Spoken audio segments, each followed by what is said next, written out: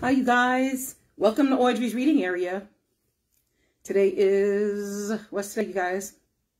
Wednesday. Yes, it is.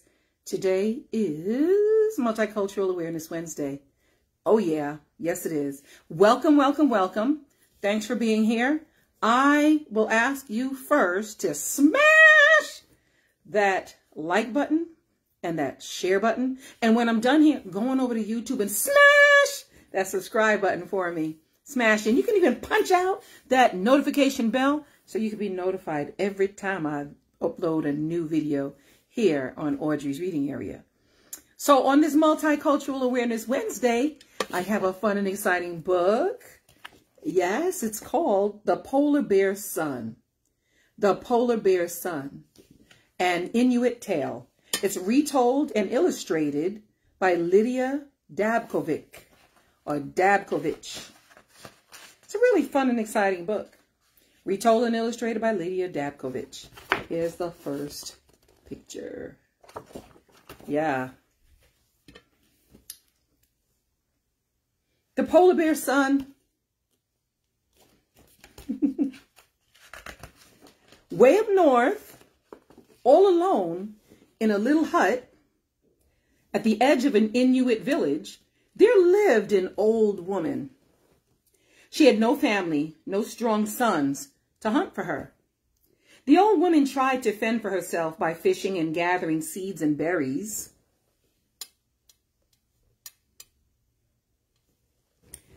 But often she was unsuccessful and had to depend on her neighbors for food.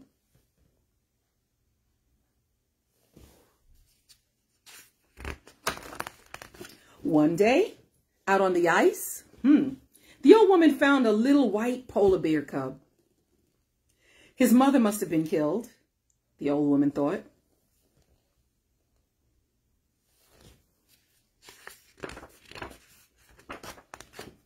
So she took him home. She took him home. Aw, look at the cutie pie. She took him home.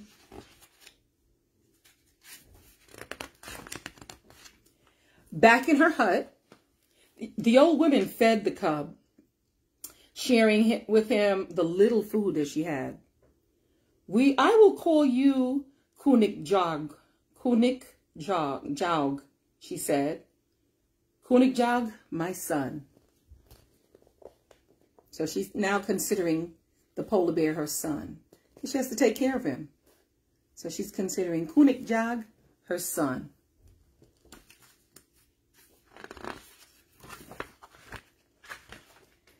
Kunik Jag was happy with the old woman.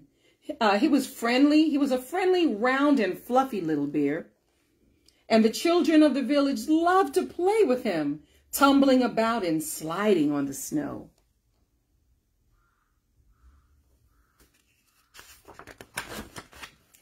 Spring, summer, and a long dark winter passed. Kunik Jag grew quickly. When spring came again, he was big and strong enough to go hunting and fishing for the old woman.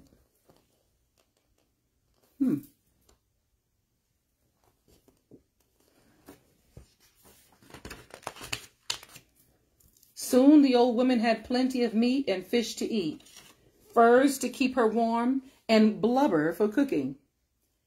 And as is the custom of the Inuit, she shared every good catch with the bear and the whole village. Come, called the old woman proudly. There's more than enough for all of us.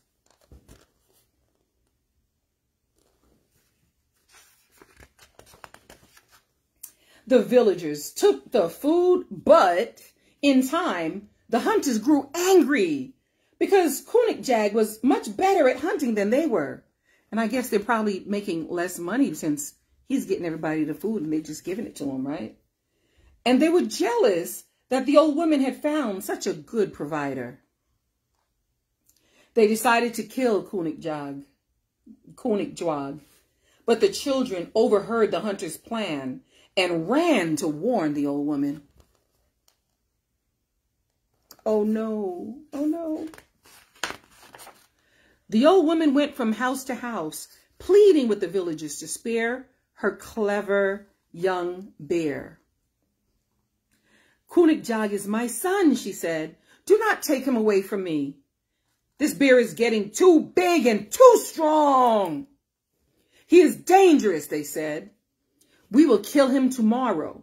He will make a fine feast for the village, and his fur will keep us warm."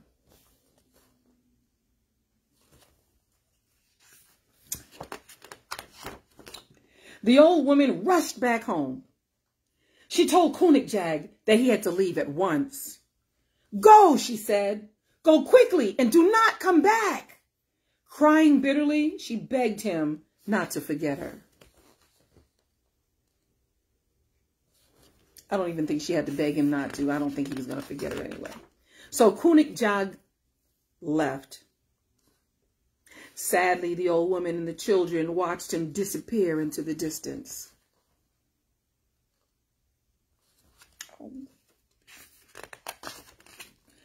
Now the old woman was alone again.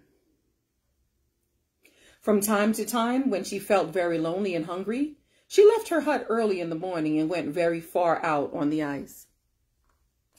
Then she called, "Kunigdag, Kunigdag, my son."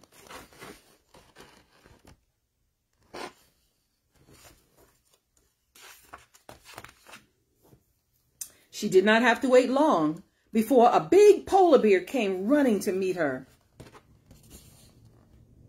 Aww.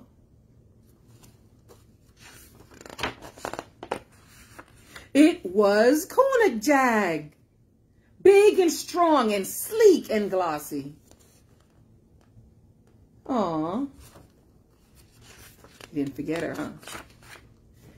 The old woman always looked him over carefully, making sure that he had not been injured. Then Kunigdag brought her salmon and seal. They ate some of it together, and the old woman took the rest home with her. Aww.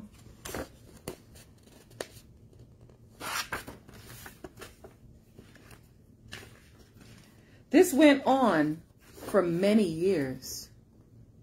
And up to this day, the Inuit tell the story of the faithful bear Kunigdag and the old woman who brought him up. The end. Aww. The end. Aww. The author did leave a note. The author's name again is Lydia Dabcovich or Dabcovich. She says the word Inuit means the people in the Inuit language. For thousands of years, many tribes of Inuit have lived throughout the vast, cold, and forbidding Arctic region, from eastern Siberia and the western coast of the Pacific to Greenland and the eastern Atlantic shores of Canada. Interesting, right? In their harsh environment, the Inuit survived by hunting and fishing. They lived in small communities, often traveling together and sharing their catches as they followed animals, fish, and birds during seasonal migrations. Game was frequently scarce, but when and where it was available, the Inuit hunted whales, walruses and seals, caribou, polar bears, and musk oxen, wolves, foxes, squirrels, hares, weasels, and various land and water birds. And they fished for salmon, Arctic char, pike, and whitefish. In some areas, they gathered roots and berries during the short summer. Wow. Interesting, huh? It says, the captured animals provided meat, skins, and pelts to be made into clothes, boots, tents, and kayaks, sinews for threads and ropes, bones to be made into weapons, and tools, and oil for stone stoves and lamps. The hunters believed that powerful spirits sent them the game they depended upon, and they thanked every animal they killed for allowing itself to be caught. The Inuit lived in a variety of dwellings. Igloos made out of blocks of ice and skin tents provided shelter during long hunting trips. Sod and stone houses were used for more permanent settlements. With the arrival of European and American explorers and traders, the villages of wooden huts developed near trading posts. And at the same time, metal tools and utensils, guns, kerosene stoves, and lamps, and textiles such as cotton, wool, and canvas were introduced. Nowadays, the Inuit live in permanent settlements and many in prefabricated houses. Wow, interesting, right? During the long, dark winters, the Inuit liked to play games and tell stories. There were many tales of powerful animals, strong hunters, and supernatural beings. The story of the polar bear's son, Kunikjuak, pronounced Kunikjuak. Oh, Kunikjuak. Sorry about that. Kunikjuak was told in various areas of the Arctic and collected by anthropologists. This adaptation is based on the bear story, collected and transcribed by Franz Boas for Central Eskimo, Annual Report of American Ethnology, and Retold in Eskimo Marchen, Berlin, Axel Junker, Verlag 1924, and Frankfurt Insel, Verlag 1984. Okay, so the polar bear's son includes elements from the various versions of the story. In my illustration, I have tried to convey a mythical feeling inspired by the simple and powerful shapes of Inuit sculpture and to render the awesome beauty in vast space in the Arctic landscape. Nice. Let me also add, this was written for children by Maria Leach, who included it in the Rainbow Book of American Folktales. Cleveland and New York, World Publishing Company, 1958. Yeah. All right. The Polar Bear's Son. The back reads, I should have read that in the beginning, right?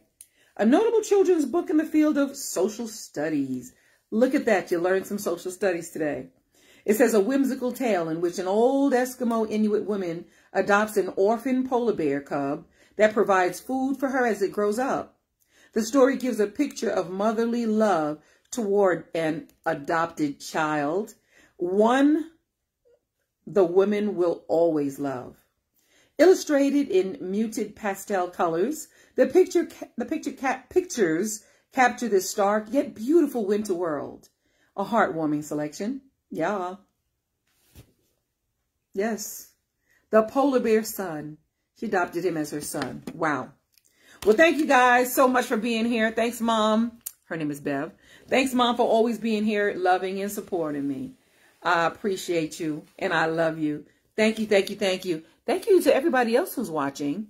Cece, I know that Sylvia is always here. My girl Sheena G is always here. My friend Born, he's always here. And thank you guys. Howie, thank you guys so much for being here and listening to me read fun and exciting, educational, and multicultural like this book right here.